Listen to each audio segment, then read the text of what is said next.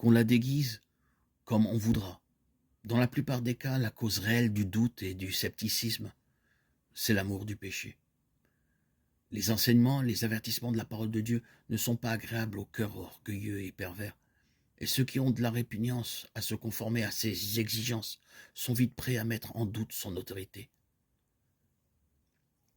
L'ennemi, Satan, le diable, prend possession des pensées de celui qui est attaché à ce monde et lui suggère toujours des fausses interprétations. Dès que cet homme perverti, quelque savant qu'il puisse être,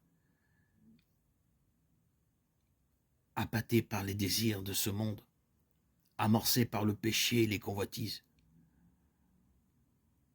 veut étudier la Bible,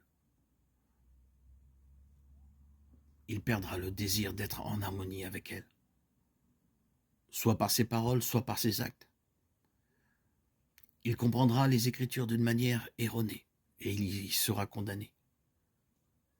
C'est à nous de nous défier de ces explications, car pour ce genre de personnes, le discernement spirituel est refusé. Ils ne recherchent qu'à y découvrir des erreurs dans la Bible.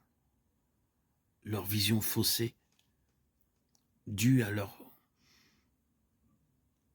attachement au péché, verra des causes de doute et d'incrédulité dans leur lecture de la Bible, là où tout est simple et clair.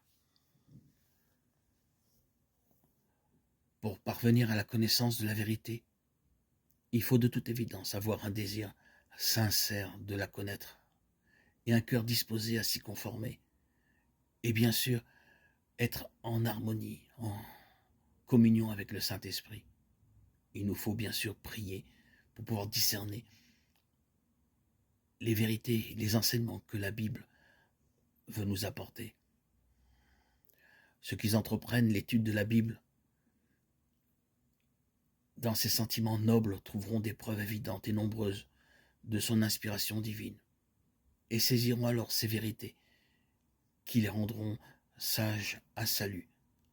Ceux qui désirent rester dans le péché, malgré tout, continuer à lire la Bible, se trouveront dans l'égarement.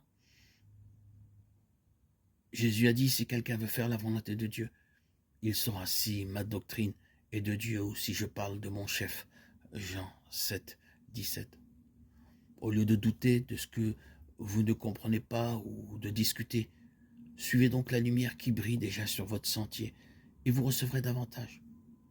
Par la grâce de Jésus-Christ, acquittez-vous de tous les devoirs qui vous ont été clairement révélés.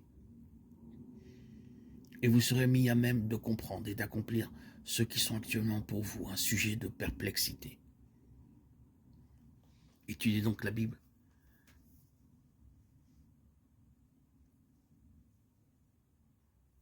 Avec le désir profond d'être en harmonie avec les paroles et enseignements que vous lisez. Ayez toujours des bonnes dispositions d'adoration et de crainte à la lecture de la Bible. Vous rentrerez ainsi en communion avec Dieu, dans un dialogue d'un cœur à cœur. Vous pourrez vivre de sa présence